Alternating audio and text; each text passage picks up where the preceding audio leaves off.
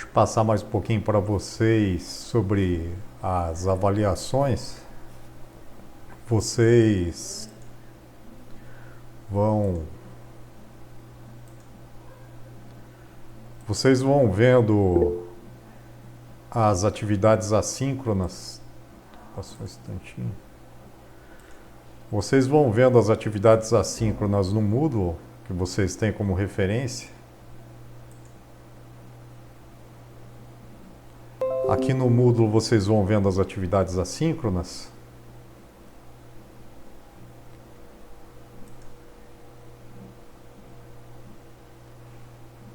A primeira parte que vocês têm como os requisitos para as APNP, vocês instalam esse software aqui, ele passa as instruções para instalar o software de Electronic Design Automation, que é o Xilinx SE Design Suite, que a gente utilizaria para as atividades presenciais e tem lá no laboratório. No laboratório a gente tem esse software com a licença plena dele, então a licença com todas as funcionalidades dele fornecida pela Xilinx.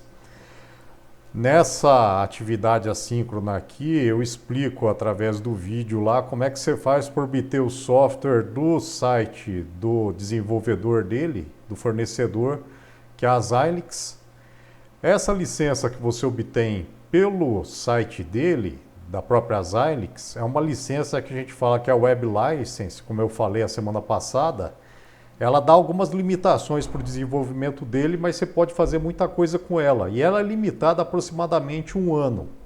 Então, ano que vem ela expira, mas você pode solicitar uma outra licença para ela, uma renovação. Eles enviam para você via e-mail e você simplesmente substitui a licença antiga que você tem com a validade de um ano por essa outra licença. Então, você renova ela tranquilamente a partir do momento que você faz o cadastro daí de usuário nesse site da Xilinx.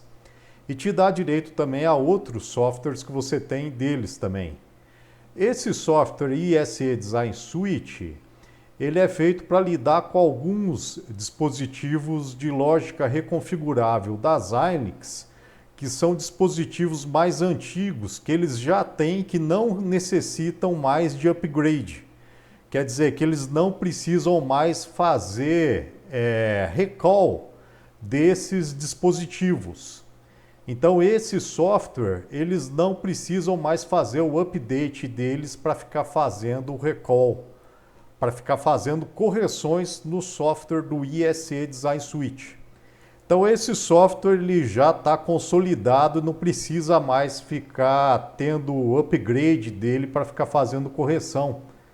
Então eles não fazem mais correções e não dão mais suporte a esse software para não ter mais correção. Ele pode ter sim correções referentes ao sistema operacional que ele está sendo utilizado. Então, por exemplo, ele foi feito até o suporte para o Windows 7. Então ele é feito para o Windows 7.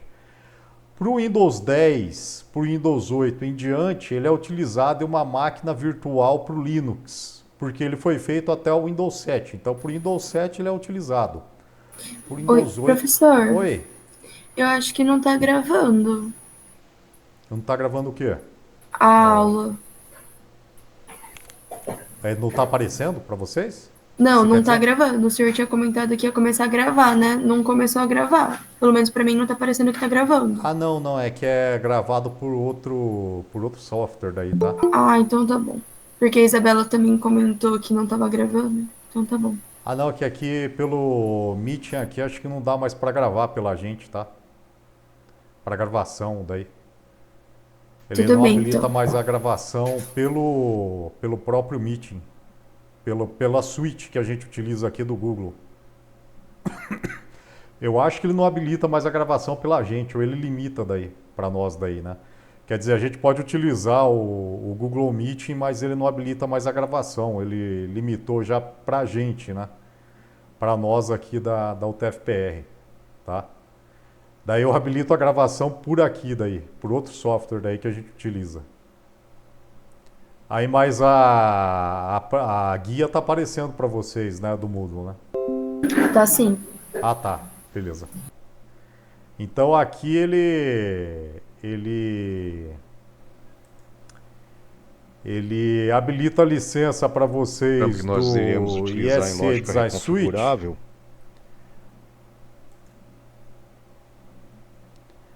Pelo site aqui, por isso que o processo de cadastramento no site ele é meio demorado e burocrático, mas esse processo aqui fica para vocês, para todos os softwares e para os dispositivos também que vocês vão utilizar, para o software que você necessita. Esse software sendo feito para o Windows 7, então no Windows 10 ele é feito de uma outra maneira e utilizado em cima de uma máquina virtual também para o Linux. Porque daí ele não necessita daí ser atualizado para o Windows 10. Que do Windows 10 para os softwares feitos para o Windows 10, ele entra num requisito daí de segurança para o Windows 10. Quer dizer, da atualização do Windows 7 para o Windows 8 e Windows 10, ele entra num requisito também de segurança para os softwares que são utilizados no Windows 10. Então o Windows 10 ele foi feito mais voltado também para a parte de segurança do sistema operacional. Então os softwares que são utilizados no Windows 10 eles são bloqueados em algumas funcionalidades em relação ao quesito de segurança desses softwares. Então ele é utilizado no modo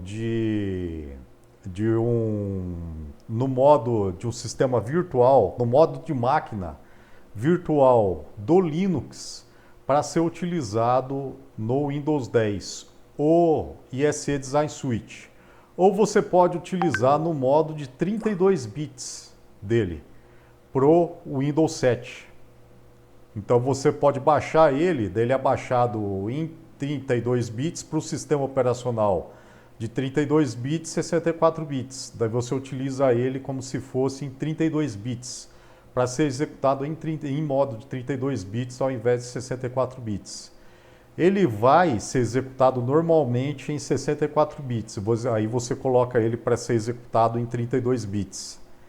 Aí aqui é colocado como é que faz para ser chamado, a linha de comando dele, para ser modificada a chamada dele para 32 bits.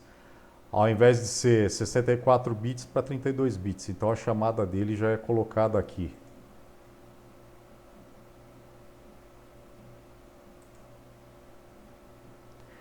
A linha de comando dele para o ícone dele na área de trabalho pode ser modificada aqui para ser chamada o ISE Design Suite, ao invés da versão dele para 64 bits, para ser chamado no Windows 10 para 32 bits. O default dele, para o ícone dele da chamada dele, está para 64 bits. Ele chama também outra ferramenta dele, que seria uma ferramenta de planar head para design de placas de circuito impresso também e para floor planning. Floor planning seria a pinagem daí do dispositivo de lógica reconfigurável. É uma ferramenta de software também que é utilizada junto com o ISE Design Suite. Aqui o ISE Design Suite. É utilizada junto com ele, também é chamada de 32 bits. É utilizada para ambas as versões, é utilizado o mesmo. Daí a mesma ferramenta de software, tanto 32 bits quanto 64 bits. Então a chamada dela também é modificada aqui. É utilizada a mesma. Aí a chamada para os dois também é modificada aqui. Também é apresentada a modificação. Aí a abertura dele vai ser a mesma, só que as bibliotecas para os dois. Então as bibliotecas gráficas principalmente modificam tanto para o Windows 10 quanto para o Windows 7. Windows 8 também. É isso que dá problema. E é relativo principalmente à segurança.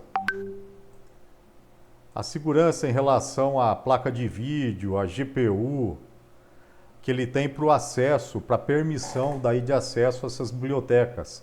A segurança é a permissão daí de vírus, ransomware e assim por diante. A primeira coisa que ele faz a hora que você abre esse software ou essa suite de softwares é a solicitação da licença, né? Então você pode escolher aqui entre pegar um arquivo de licença que você já tenha No cadastro do site, você vai entrar numa área para gerenciamento das suas licenças no cadastro do site, uma vez que você se cadastrou. Daí ele pede um registro seu, um cadastro. Pede, é claro, o seu e-mail. Aí cada e-mail que você tem, um e-mail institucional, né? Então você não pode colocar um e-mail geral, como se fosse um Gmail, Hotmail, um Yahoo, né? Yahoo, um e-mail do Yahoo. Tem que ser um e-mail, por exemplo, institucional, como se fosse da UTF-PR, um outro e-mail geral que não seja um desses e-mails universais, né, de provedores universais aí, gratuitos. Pode ser um e-mail local de um outro provedor aí, como o BOL, o UOL. O e-mail aqui é nacional, né? Da Globo, né? Pode ser. Aí é aceito, que não seja reconhecido internacionalmente. Aí daqui ele pede, então cada e-mail dá direito a um usuário lá no fornecedor aqui desse software do ISE, Design Suite. Aí cada e-mail diferente, sendo para um usuário cadastrado no site da Xilinx, que fornece o ISE, dá direito a uma licença. Aí cada licença dá direito a um usuário em uma plataforma de hardware, que seria, por exemplo, um computador diferente que você pode utilizar esse ISE Design Suite. Eu como utilizo no computador e no notebook, então eu tenho 2 e-mails para 2 usuários diferentes. Eu utilizo no notebook e no computador pessoal, né? Aqui em casa, num computador, num desktop, né?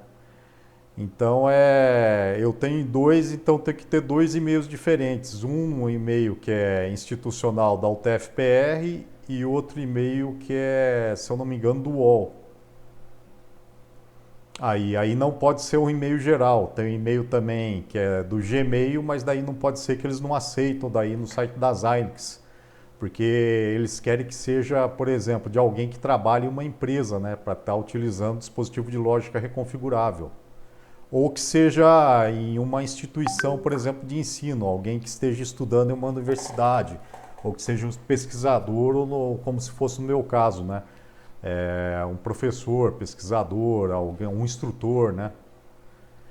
Então aqui, abrindo o software, ele pede a licença ou se vai testar o software, por exemplo, aqui Start 30 dias de evolução, né? Para teste, né, evolução. Aqui está meio desfocado porque eu estou passando um vídeo aqui para vocês, né, pelo Google Meeting aqui, mas se vocês abrirem direto aí do YouTube vai aparecer melhor, né? E também para gravação aqui, para não pesar muito o arquivo, para ele não ficar muito longo, né, para não ocupar muito espaço ali de armazenamento no YouTube.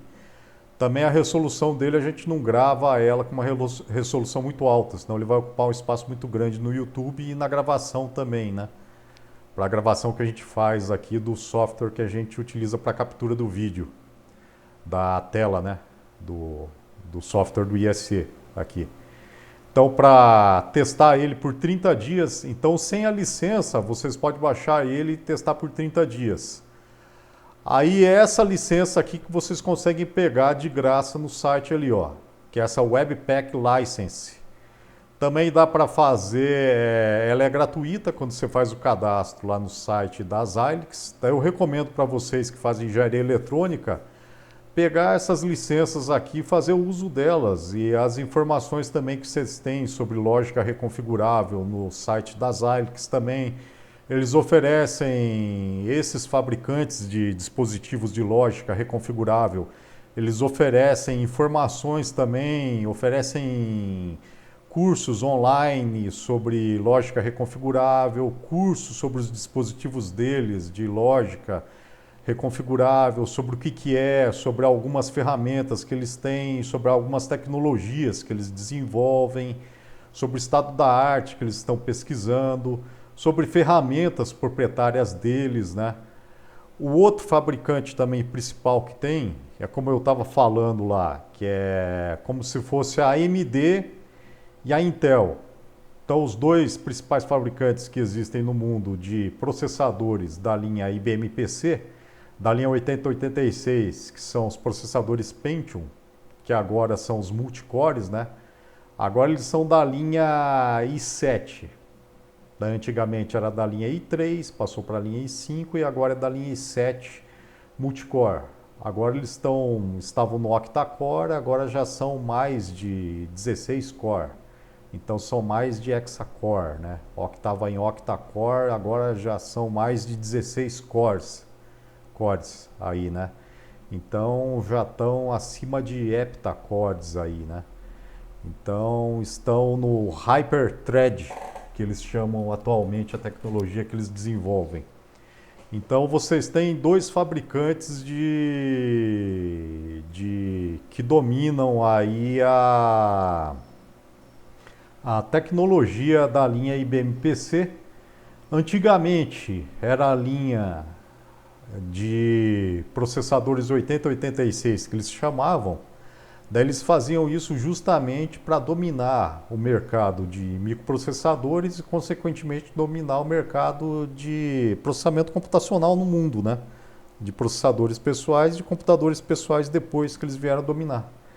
Aí passaram para a linha Pentium, depois passou para a linha de multicores, né? Dual core, quad core, foi para a linha Pentium, quer dizer, né? Daí dual core, quad core, daí multicore, da linha i3, da linha i5, i7, octa-core, agora a linha hyperthread que vocês têm ali.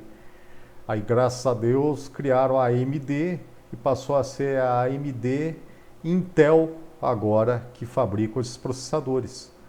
Mas mesmo assim são só dois fabricantes no mundo que estão dominando a linha de processadores para esses computadores. Aí, se vocês pensarem bem, é um cartel, né? Que faz o domínio de processadores que tem no mundo. E agora, nesse momento que a gente vive, está tendo uma escassez agora de semicondutores no mundo. Tem fábrica, por exemplo, a Toyota no Japão, e nas fábricas deles estão parando a produção, né? Algumas linhas de produção de automóveis, porque está faltando chips para colocar nos automóveis. Algumas linhas de produção de automotivos deles estão paralisadas, porque está faltando a linha de semicondutores para colocar, de chips, para colocar nos automóveis. Estão elevando muito o preço de alguns equipamentos eletrônicos. Por exemplo, placa de vídeo, está subindo muito o preço está muito alto. Por quê? Porque está faltando matéria-prima, está faltando chips no mercado. Então agora está havendo uma alta elevada de preço. Primeiro, estão especulando que é por causa da pandemia. Segundo, também houve o surgimento de outras tecnologias devido à especulação também relativa a Bitcoin, mineração também, que eu vou passar um exemplo que tem a ver também alguma coisa relativa a ASIC, que é relativo também à lógica reconfigurável, a dispositivo de lógica reconfigurável, que são os FPGAs, né? Relativo a isso também, a design de circuito eletrônico digital, né? Que encarece dessa forma também esse mercado e tem de alguma forma a ver com o desenvolvimento disso também, né? E disso tudo também envolve essa parte aqui também desse fabricante aqui, que é a Xilinx, que desenvolve dispositivos de lógica reconfigurável, desenvolve esse software aqui também, né? O ISC Design Suite. Aí ele foi adquirido ano passado pela AMD, que eles estavam reticentes com esse negócio também. Aí ele é um dos dois, digamos assim, únicos fabricantes de dispositivos lógicos reconfiguráveis do mundo, praticamente, junto com a Altera, que foi adquirida lá em torno de 2017 pela própria Intel, que é também um dos grandes, um dos dois únicos também fabricantes de microprocessadores no mundo também para praticamente para a linha IBM PC, né? Que é também praticamente a linha que existe de microcomputadores aí, praticamente no mundo, né? Que a outra linha que tem também é da linha da Apple, né? Dos Macintosh aí também, mas é em número bem menor daí, né? É mais utilizado lá para América do Norte, Europa aí também, mas é um número menor devido ao custo, né? Que utiliza da linha da Motorola, a linha 8.000, 86.000, né? 8.600. Ali, se eu não estou enganado. Então é o mesmo negócio, seria o equivalente a Coca-Cola e Pepsi, né? Então vai dominando o mercado lá e criando daí, digamos ali, um monopólio, né? Seria mais ou menos assim. Então aqui é bom se informar em relação às Xilinx e a Intel Altera FPGA, também no outro site. Então se cadastrando nos dois. À medida do possível, eu vou colocar também aqui informação sobre os dois. Na minha página pessoal tem sobre a Altera também, porque lá eu fui colocando informações em relação à Altera. Eu já tinha feito material também sobre a Altera, de lá também, né? A gente tem algumas placas também da Altera em número menor, porque foram adquiridas daí para a gente lidar em maior número das Xilinx, com FPGAs das Xilinx, que é da Digilent.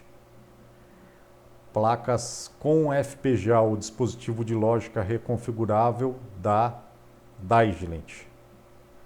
Que quer dizer, das Xilinx com FPGAs das Xilinx, que elas vêm numa placa da Digilent, Digilent Inc.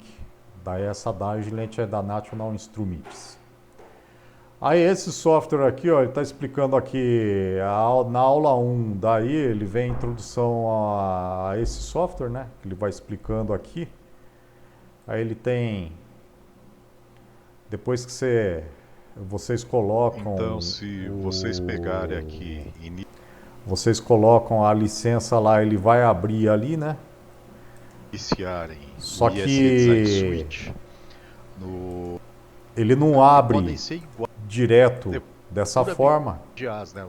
Depois que vocês colocarem a licença, daí ele vai abrir, é claro, sem nenhum projeto, vocês vão ter que criar o projeto. Aqui eu vou mostrar para vocês aqui, eu mostro aqui como é que vocês vão criar o projeto do zero, como é que vocês vão fazer para iniciar o projeto aqui.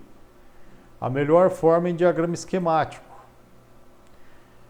Aqui, vocês criam um diagrama esquemático nele como se estivessem lidando com um software de simulação de circuitos digitais. Então vai ser igualzinho simular um circuito digital. Só que aqui vocês não vão criar a simulação do circuito digital, um diagrama esquemático. Em diagramas esquemáticos de circuitos digitais. Tá? Circuito digital só. Não é circuito analógico digital. É circuito analógico, quer dizer. Então não seria o circuito eletrônico analógico, com transistor ali, FET, transistor bipolar, resistor, capacitor, fontezinha de tensão. Seria só circuito eletrônico digital, não seria simulação. Aqui você monta igualzinho a simulação do circuito eletrônico digital. Só que aqui você implementa ele, quer dizer, você vai colocar ele numa plaquinha de circuito e essa placa de circuito é igualzinho uma placa de microcontrolador. Aquelas plaquinhas de PIC ou a plaquinha de sistema embarcado. Só que você vai colocar na placa de sistema de dispositivo de lógica reconfigurável e ele vai funcionar. Então você vai colocar um circuito aqui como se fosse para simular ele, só que ele vai funcionar na placa. Então não vai ser uma simulação, a gente fala aqui que vai ser uma implementação do circuito que você vai fazer. Então aí que o negócio se torna mais interessante, porque aqui você faz o circuito como se fosse simular ele, mas na realidade você vai estar implementando o circuito já diretamente. Então isso que é a lógica reconfigurável, que a gente fala que é a reconfiguração lógica. Você monta o circuito aqui como se estivesse simulando ele em diagrama esquemático aqui. Então você vai brincando aqui de fazer o diagrama esquemático dele, mas na realidade você já vai testando o circuito, como se estivesse fazendo o protoboard virtual dele aqui direto em diagrama esquemático. Então você pode fazer isso daqui. E depois, mais para frente, em linguagem de descrição de hardware, a gente vai ver justamente que a hora que o circuito começa a ficar muito grande, não dá para fazer mais em diagrama esquemático. Porque vai chegar uma hora que circuito digital, você começa a colocar, por exemplo, a memória, né? Você vai mexer com memória RAM, por exemplo. Ou memória ROM também, né? Você vai mexer com uma memória lá, uma memória não volátil, que é uma memória flash, uma memória que retém dados. Mas uma memória, por exemplo, geralmente hoje em dia você quer uma memória que guarde mais de 1 kilobyte, mais de mil bytes, né? Mais de mil bits. Então é uma memória que vai ter que ter, por exemplo, mais de 1000 flip-flops. Você fazer uma memória dessas em uma memória, um circuito em diagrama esquemático que tenha 1000 flip-flops, ele vai ficar muito grande para você fazer um diagrama esquemático. Então fica inviável fazer em diagrama esquemático. Então você precisa de uma outra forma ou de um outro tipo de linguagem, uma outra representação para esse teu circuito digital. Então você precisa utilizar uma linguagem de descrição de hardware. Então as VHDLs, ou as HDLs, melhor falando, foram criadas para representar ou para você poder implementar esses tipos de circuitos. É por isso que a gente vai passar daí para VHDL. E aí utilizando esses softwares aqui, por isso que eles são chamados de EDA, Electronic Design Automation. Daí você pode passar, eles automatizam isso. Você pode passar de diagrama esquemático de circuito eletrônico digital para VHDL, para HDL, ou passar de HDL para diagrama esquemático. Automaticamente eles já fazem essa mudança. Daí de diagrama esquemático para HDL ou de HDL para diagrama esquemático. Aí como você tem algumas HDLs que já são padronizadas pelo I3E, que são o Verilog e o VHDL, eles já fazem isso automaticamente. Passam de diagrama esquemático para VHDL ou Verilog e passam de Verilog e VHDL para diagrama esquemático. O ISE faz isso, né? Daí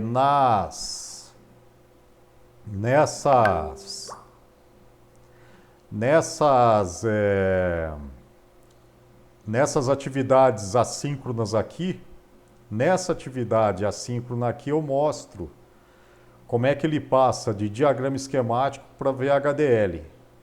E nessa atividade assíncrona aqui eu mostro como é que ele passa de diagrama esquemático para Verilog. E aqui eu mostro também como é que ele passa, nessas atividades assíncronas aqui eu mostro como é que ele passa de VHDL para diagrama esquemático. Também, aí tem vice-versa também, né? Ele chega também a mostrar em tabela verdade. Inclusive, ele chega a dar a tabela verdade e até o mapa de Carnot dos equivalente dos circuitos ou dos diagramas esquemáticos equivalentes dos circuitos produzidos pelas HDLs, Verilog e VHDL. Algumas ferramentas de EDAs, eles chegam a produzir isso também. Só a simulação daí desses circuitos em lógica reconfigurável é que não chega a ser adequado. porque daí vai exigir um poder de processamento daí maior. Aí já é exigir demais daí porque isso daí vai exigir do computador daí. Aí esse é outro tópico daí que a gente entra mais para frente, que eu tenho que complementar mais para frente daí, que entra nessa parte de circuito concorrente e arquitetura de processamento reconfigurável. Porque como a lógica reconfigurável, você faz um circuito, você implementa um circuito digital reconfigurável aqui, por isso que é lógica reconfigurável. Você faz a implementação no circuito digital. Você faz a implementação do circuito digital como se fosse simular ele, um diagrama esquemático digital. Então você pode pegar um circuito digital e implementar ele, daí você pode pegar e aumentar esse teu circuito digital, implementar ele, até que chega uma hora que você vai fazendo o circuito digital, você transforma ele em um sistema digital. Porque você vai aumentando ele, então você vai compondo o teu circuito digital, aí você pega esse teu circuito digital e deixa ele de lado ali. Aí você forma um sistema digital, que quer dizer o quê? Que você pega esse teu circuito digital e utiliza ele junto com outro circuito digital diferente. Aí esses dois circuitos digitais, eles vão formar então um sistema digital. Aí esse teu sistema digital, você utiliza ele junto com outro sistema digital. Então quer dizer que esse teu sistema digital, ele virou um subsistema digital. Aí esse teu subsistema digital, para ser um subsistema digital, ele é utilizado dentro de outro sistema digital. Por isso que está aqui em cima, ó, sistemas digitais reconfiguráveis, tá? Então você tem subsistemas digitais dentro de sistemas digitais. Não sei se vocês conseguem entender. Que são isso que formam, por exemplo, os microprocessadores. Por isso é que você tem microprocessador customizável embarcado. Por que vocês têm que ver a arquitetura de microprocessadores? Por que vocês têm que ver a arquitetura de processamento? Porque vocês podem ter microprocessadores diferentes. E por que vocês têm microprocessadores diferentes? E por que é a arquitetura de processamento? Por que é a arquitetura de processamento? Porque vocês têm microprocessadores diferentes. Mas ter microprocessadores diferentes não quer dizer que você pode ter um microprocessador que vá fazer um bolo, tá? Quer dizer, que vá fazer a função de uma batedeira, ao invés de processar um programa de uma memória digital. Não. Quer dizer que os microprocessadores, eles têm uma arquitetura de processamento porque eles têm que ser diferentes, mas eles têm que obedecer daí a certas regras. Quer dizer, que eles têm que obedecer a arquiteturas, ou seja, eles têm que obedecer, por exemplo, a arquitetura de von Neumann. O que isso quer dizer? Quer dizer que eles têm que fazer o quê? Eles têm que pegar e processar, eles têm que ter uma memória, eles têm que processar as instruções nessa memória aí de forma sequencial, eles têm que ter um microcódigo, tem que ter um decodificador de instruções e tem que ir processando essas instruções em uma memória na sequência. Ou seja, eles têm que ser programáveis. É por isso que você tem que ter uma arquitetura de processamento. Então, você tem arquitetura de processamento, por quê? Porque você tem microprocessadores diferentes. Mas eles têm que obedecer a essas regras daí, né? Ou seja, eles têm que ter uma programação, Ou seja, eles têm que ser programáveis. Então, eles podem ser diferentes, mas tem que obedecer a essas regras daí, né? É por isso que vocês têm a arquitetura de processamento. Por quê? Para ver essas diferenças, mas obedecendo a essas regras daí, né? Aí essas regras, por exemplo, é que permitem os circuitos concorrentes. Quer dizer, você pode ter circuitos de processamento paralelo. Mas esses circuitos daí, eles vão ter que executar a programação em sequência. Mas essa programação aí está sendo executada em paralelo. Mas essa programação ela ocorre em sequência sendo executada em paralelo, né? Quer dizer, obedece lá a arquitetura de von Neumann do mesmo jeito, né? Sendo executada em paralelo. Quer dizer, não é feita de qualquer jeito, né?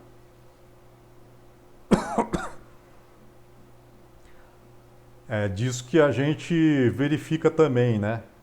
E isso que também é outra razão para ter as HDLs, né? Porque o circuito, sendo concorrente, também vai aumentar, sendo feito em diagrama esquemático, ele fica muito grande também, representado no diagrama esquemático. Em HDL, ele já fica feito de uma forma mais simples, né? Em HDL, ele é feito bem simplesmente, né? Em diagrama esquemático, ele gera muito bloco daí, né? Então, é essa parte de circuito concorrente, né? Aí é... O que eu estava falando mesmo? Aí depois eu me lembro aqui de... É essa parte de sistemas digitais, né? Que eu estava falando. Então, você tem essa parte de sistemas digitais que entram nos circuitos concorrentes também. Então, você pode ter os subsistemas digitais que tenham os circuitos concorrentes também. Então, subsistema com circuito concorrente ou não. Então, você pode pegar e implementar subsistemas daí. Você tem um circuito que você cria que ele tem o mesmo sistema daí que você simplesmente pega e copia daí. Ou seja, você pegou um circuito, você pega esse teu mesmo circuito ali, ele é semelhante, ele é todo igual ali, é o mesmo circuito. Você pega ele, copia, você faz simplesmente ele pegou e copiou e muda os dados dele, só os dados que você vai colocar ali, as entradas dele. E aí você tem circuito concorrente, ou seja, que ele vai funcionar da mesma maneira que o outro circuito, só que com dados diferentes. Aí você tem circuitos concorrentes, que é o processamento paralelo. Aí essa é a grande vantagem da lógica reconfigurável. Você pode fazer isso daqui facilmente daí, na lógica reconfigurável. E que o pessoal utiliza muito a lógica reconfigurável para isso daqui, tá? Aí eu estava falando agora há pouco aí dessa crise que está tendo aí de semicondutores aí no mundo. Uma das razões que eles apontam também é para essa mineração de criptomoeda, de Bitcoin que está tendo agora. Que a China, eles estão cortando a mineração de Bitcoin porque o pessoal comprou muita placa de vídeo de computador agora, né? Daí eles compraram muito, está tendo escassez de placa de vídeo de computador no mercado. Por quê? Porque os grandes fabricantes de semicondutores de chip de computador, eles voltaram bastante a fabricação para as placas de vídeo. Daí aconteceu o quê? Daí os mineradores de Bitcoin, eles pegaram e compraram daí todas as placas de vídeo que tinham no mercado, o preço delas subiu muito. Aí tem placa de vídeo aí que aqui no Brasil aí está custando uns 20 mil reais ou mais. A placa de vídeo aí que foi lançada no mercado esse ano aí, tá essas da Nvidia e da AMD, né? Para variar, a AMD também, que comprou a ATI, a antiga ATI. Aí outra vez, as duas grandes fabricantes de placas de vídeo, que são as GPUs, Graphic Processing Unit, que seria o chip de processamento gráfico das placas de vídeo, né? Hoje em dia, antigamente era a NVIDIA e a ATI, também os dois únicos fabricantes, que sempre houveram e sempre haviam. Aí a AMD resolveu pegar e comprar a ATI, agora ficou a AMD Vídeo também, comprou o fabricante de placa de vídeo que havia, ou de GPU que havia. Daí virou a AMD Vídeo lá, de placa de vídeo. Então ficou tudo junto. A AMD fabrica processador para microprocessador, para a linha IBM-PC também, e agora fabrica também placa de vídeo e GPU. Então a AMD fabrica placa de vídeo também, aí domina monopólio também de placa de vídeo, GPU, processador, e vira uma coisa só. Agora também da Xilinx ali, dispositivo de lógica reconfigurável, aí vai dominar todo o mercado aí, né? Fica tudo na mão deles, né? Aí Bom, aí eles pegaram esse mercado, subiu todos os preços, encareceu e está havendo falta de semicondutor, encareceu todo o mercado. E tudo graças a isso daí da mineração de Bitcoin e o que acontece com isso, né? Aí tudo graças a essa parte aqui de circuito concorrente. Aí o pessoal começou também a fazer chip voltado especificamente só para mineração de Bitcoin, que é o que? Só para chegar lá e minerar Bitcoin. Que é chip que tem um monte de circuito em paralelo só para minerar Bitcoin. Só que qual o problema que tem? Que daí eles voltam à fabricação de circuitos integrados para fabricar Bitcoin. Só que a China chegou agora, começou a proibir em diversos estados da China lá a mineração de Bitcoin. Começou a cortar grandes mineradores de Bitcoin. Aí eles estão pegando e saindo da China e migrando lá para o Cazaquistão daí. Por quê? Porque daí são circuitos que eles estão gastando muita energia lá daí desses estados e do governo para minerar Bitcoin.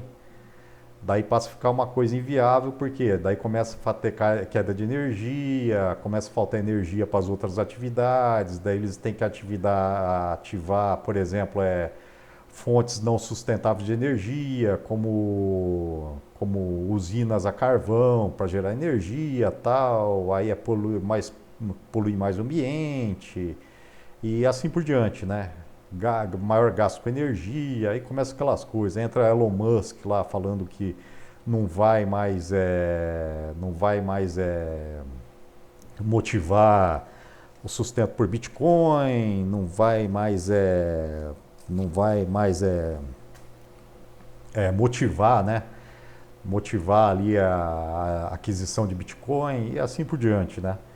Aí ocorre uma queda no mercado de Bitcoin, agora o Bitcoin está sendo desvalorizado, não vale mais 300 mil dólares e vai toda essa coisa aí, né? Agora tende daí as placas daí a cair o preço delas e o mercado de semicondutor voltar ao preço mais baixo daí e voltar a indústria de semicondutor, voltar à normalidade outra vez, né? Aí tudo por causa dessas coisas aqui, ó, circuito concorrente, que tende a cair com tudo isso daqui, tá? Aí nisso caiu o mercado para essas coisas aqui também, tá certo? Nessa parte de circuito concorrente e de sistemas digitais também, tá? Subsistemas digitais para toda essa parte aqui também, que recai para cá. Aí disso tudo é que faz a parte, compõe uma parte aqui da arquitetura de processamento reconfigurável do microprocessador, que faz da parte do microprocessador. Customizável. Que inclui da parte do microprocessador customizável embarcado. É uma das partes daí, né? Que eu falei para vocês da segunda avaliação que vocês têm. de passar toda essa parte aqui da linguagem de descrição de hardware VHDL até chegar aqui a calculadora digital básica em VHDL.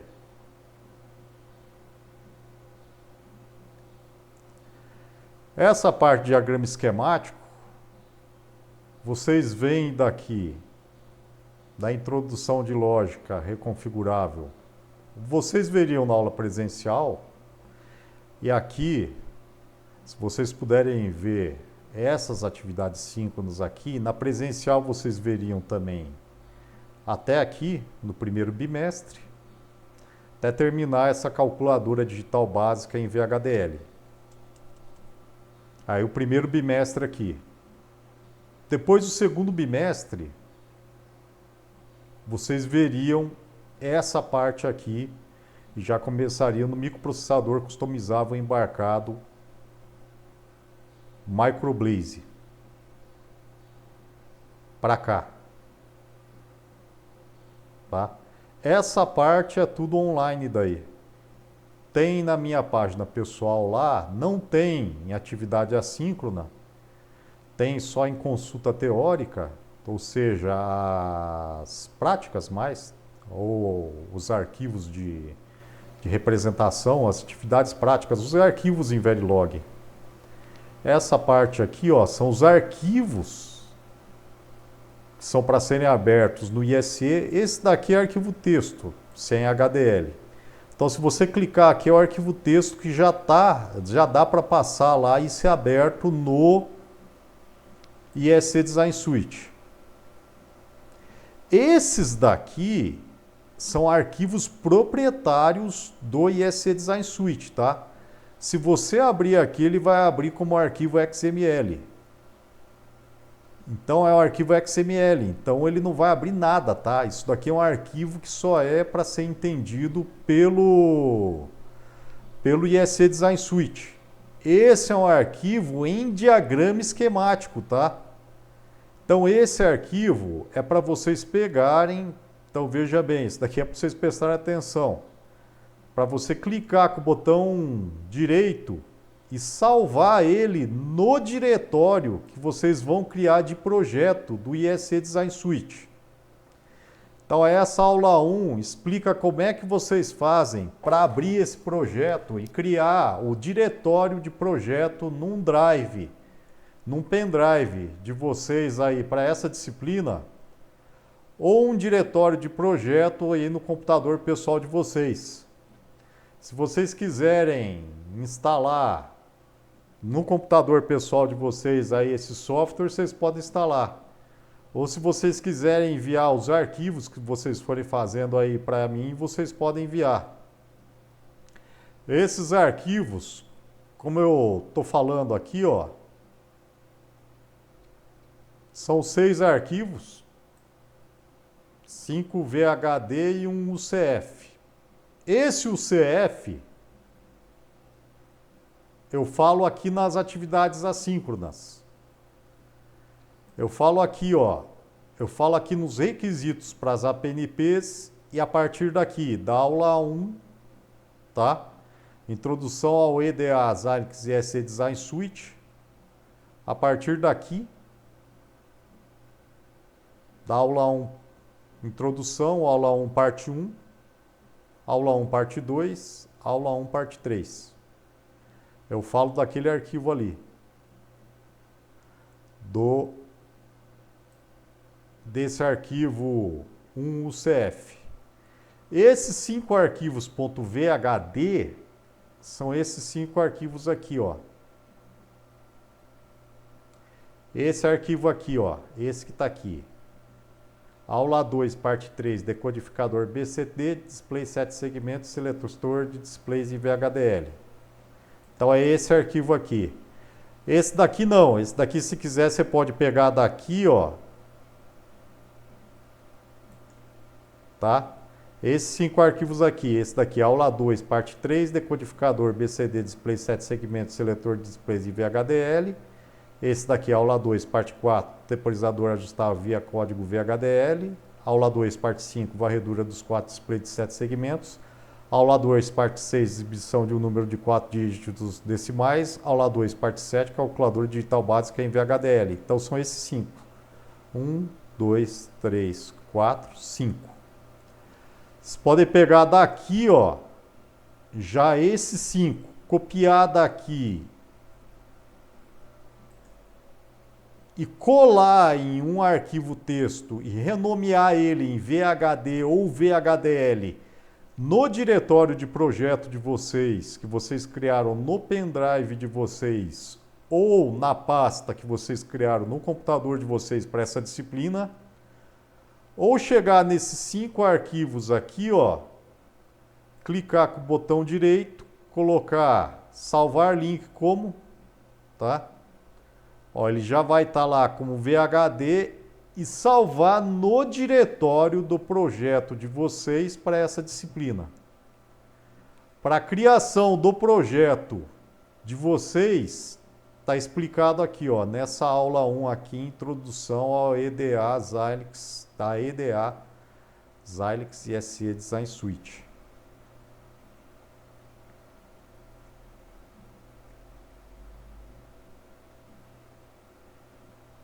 Para o projeto 2 aqui,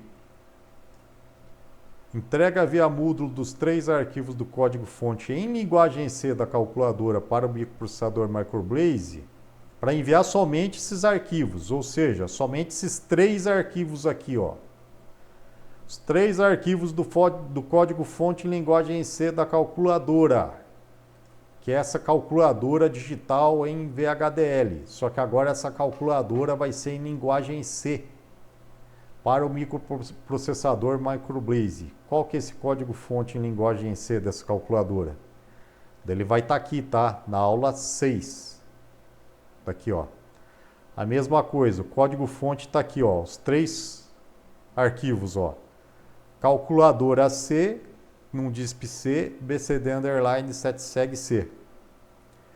Como é o código-fonte em linguagem C, o microprocessador, o código dele tá aqui, tá?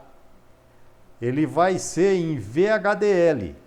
Então, o código dele tá aqui. Deixa eu só conferir se é esse código mesmo. É, em VHDL dele tá aqui. O código dele. Só que o código dele em VHDL vai ser um código fechado. Então, ele vai ser um subsistema do código dele que vai ter aqui, ó. Vai estar aqui, ó. O sistema do microcontrolador vai estar aqui, fechado, microprocessador. Ele vai ser um subcircuito que vai ser criado em VHDL, que eu dei esse nome aqui, microproc em VHDL. Ele vai ser criado automaticamente com esse nome microproc. Vai ser um outro subcircuito em VHDL. A gente chama de circuito componente, microproc. Daí ele vai ter essas entradas aqui e estas saídas. Entradas são esses que têm o nome IN, são identificados como IN, e saídas estão identificadas como OUT. Está aqui IN, entradas, e OUT, saídas. Pinos de entrada ou barramento de entrada IN, e pinos de saída ou barramento de saída OUT. E aqui são as ligações do microprocessador com o FPGA da placa da Digilent, com esse circuito componente do microprocessador, que está dentro do FPGA. Que está dentro do FPGA, quer dizer, dos pinos do FPGA com os componentes externos da placa, os circuitos periféricos da placa, com o FPGA que está dentro do chip, do dispositivo de lógica reconfigurável da placa.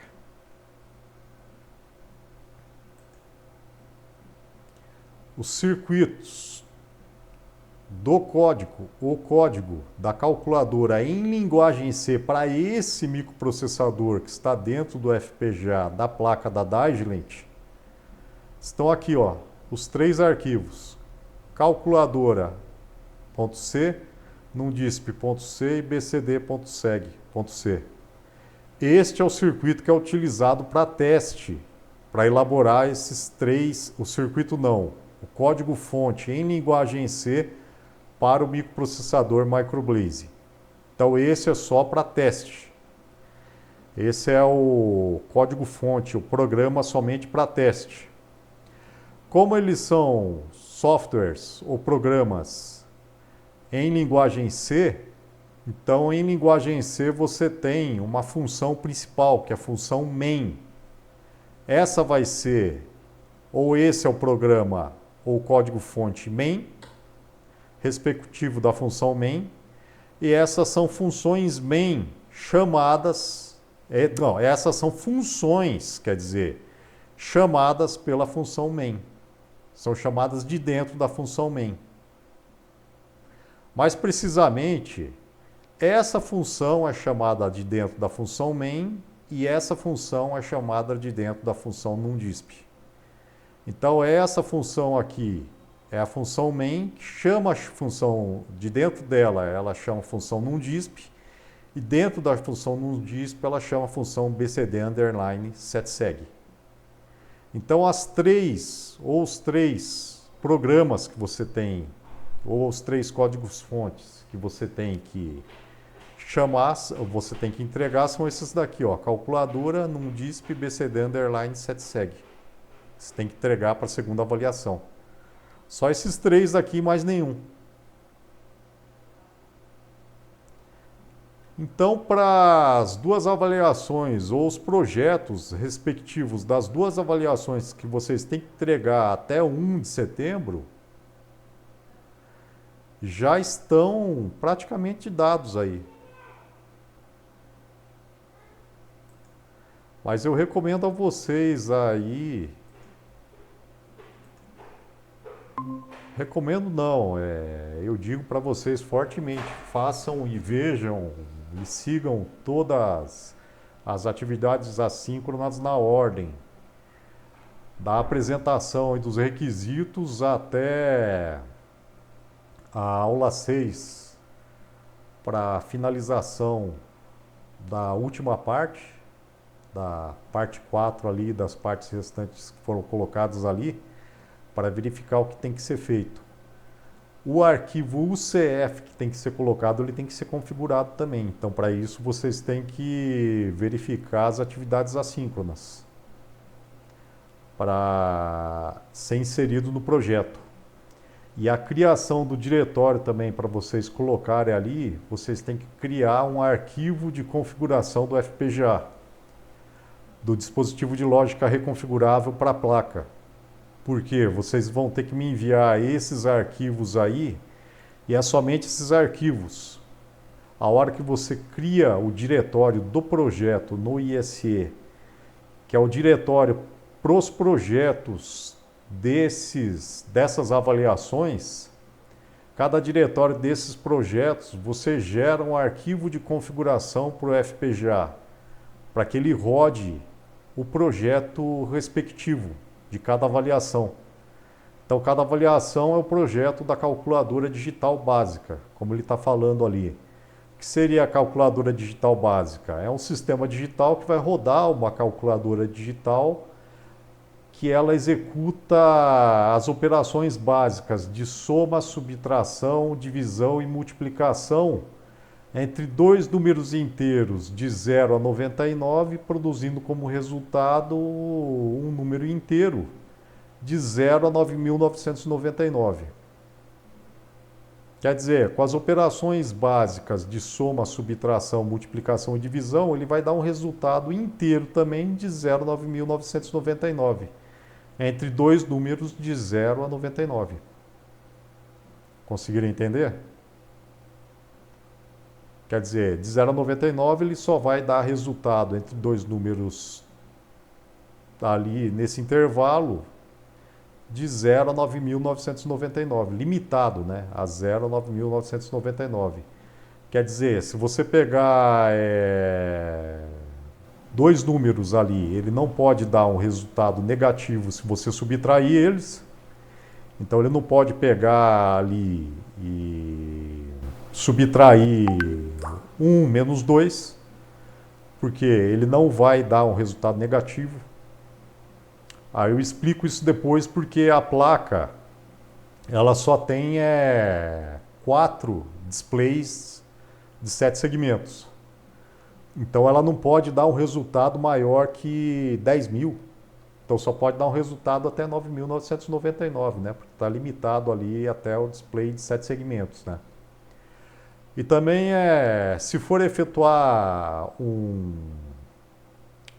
resultado negativo, também dá para colocar lá, mas é que não dá geralmente tempo para a gente passar ali circuito com número negativo, aí fica muito longas as aulas ali, né? Mas se quiser dá para fazer também, às vezes quando dá tempo do pessoal implementar lá, eu peço para implementar, também não dá, não tem problema não. É só questão daí depois de pegar e modificar o circuito do decodificador BCD para 7 segmentos.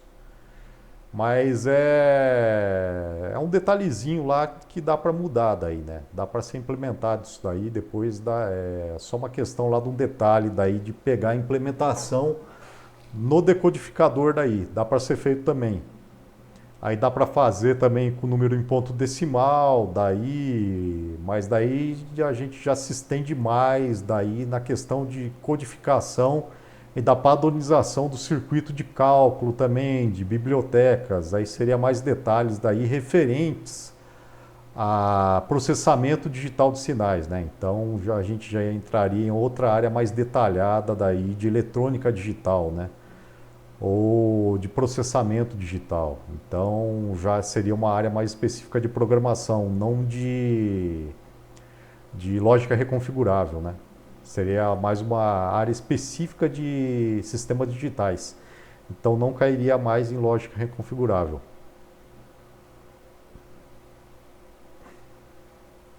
Então ficaria mais extenso daí o conteúdo, né? Então não dá tempo de passar isso daí. Ok, mais alguma dúvida por hoje?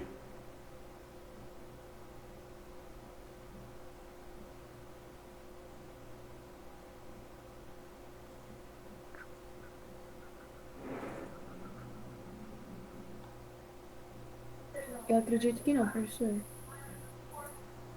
Então vocês viram, a hora se vocês chegarem ali a elaborar o projeto, vocês vão ver que vai ser criado um diretório, vocês vão ter que criar um diretório, e a hora que vocês abrirem o projeto no IEC Design Suite, nesse software que a gente utiliza, esse software de EDA, e sempre é utilizado esse tipo de software para design eletrônico digital.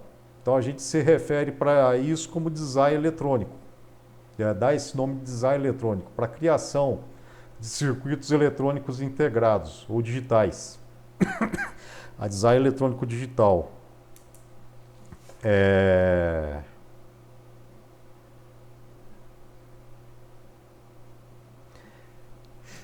A esses tipos de software aí ou ferramentas de software, né?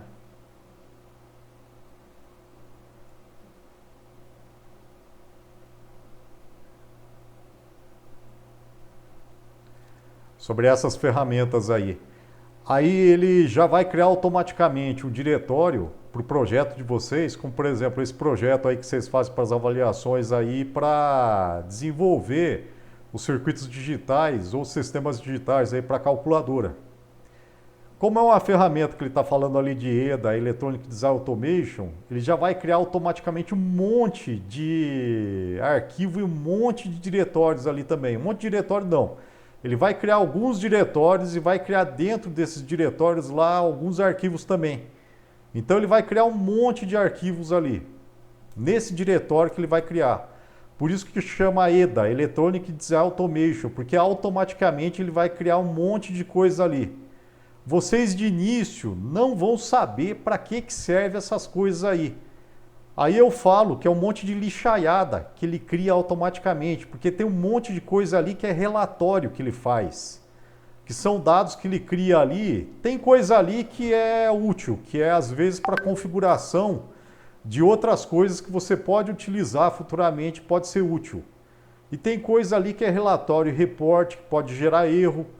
que pode ser útil às vezes para alguns sistemas operacionais. Por exemplo, se você for utilizar Linux ou for migrar para o Linux depois, aí você pode utilizar isso daí. Ou se você utilizar Linux, Unix, BSD futuramente, aí você vai usar isso daí. Ou você está utilizando em uma empresa, ou está utilizando com outra equipe que também utiliza Unix, Linux, esse sistema também, aí é útil. Mas se você não está, aí é inútil. Então eu falo que é lixo. Então você não precisa. Então ele faz isso e vai criar.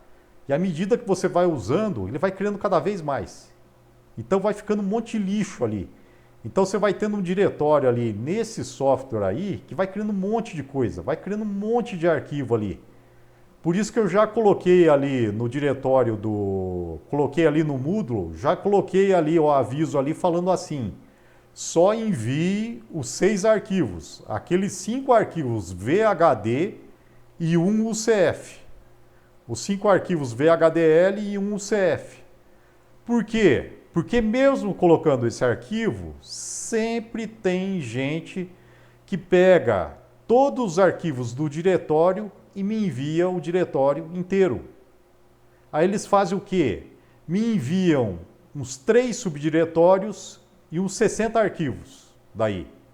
Ele cria mais de 50 arquivos no diretório do projeto. E pegam e me enviam daí no Moodle isso daí. Então não é para me enviar essa lixaiada. Não é para me enviar o diretório inteiro do projeto daí que foi criado. Aí eu coloquei aquele aviso lá, não é para me enviar. Eu coloquei para os caras, eu coloco lá, não me envia, senão eu vou descontar a nota. Então é para me enviar só os 6 arquivos. Não é para me enviar o diretório inteiro, só os 6 arquivos, tá? É por isso que está ali, é a ferramenta de EDA, Electronic Design Automation, porque automaticamente ele vai fazer isso. Tem uma opção na criação do projeto, que ele fala lá para a criação do projeto, lá no início, lá ele até menciona lá se quer criar alguns arquivos lá, né? E aquilo ali, por opção também, por opção padrão ali, ele deixa desativado. E dá para desativar e ativar essa opção também. Ele já deixa desativado ali. Então não é para ativar mesmo. É para deixar desativado e não precisa criar esses arquivos aí, né? Então já deixa desativado lá, não é para ativar mesmo. Eu já deixei na atividade assíncrona lá falando isso daí, né? Então não cria esses arquivos, não cria esses diretórios. Os relatórios também não é para criar. Deixa ali, né? Então esses arquivos aí não são para ser criados e só esses arquivos aí de opção. E também os arquivos esses arquivos que vocês me enviam, eu crio um diretório para vocês aqui também. Daí eu gero o arquivo de configuração aqui para colocar na plaquinha que eu tenho aqui. Daí para testar daí o programa de vocês, o circuito daí que vocês geraram, para ver se está rodando tudo certinho aqui para testar. Tá certo? Então é mais isso daí, eu vou dar esse aviso posteriormente também, que fica gravado daí. Então, tem mais esse aviso, aí eu vou colocar as aulas daí da semana passada, essa aula também lá no Moodle. Então, uma boa tarde, uma boa semana para vocês e até a próxima aula aí ou permanência. Até mais. Boa tarde. Boa tarde, professor. Tchau, tchau. Tchau. Boa tarde, professor. Boa semana. Boa tarde.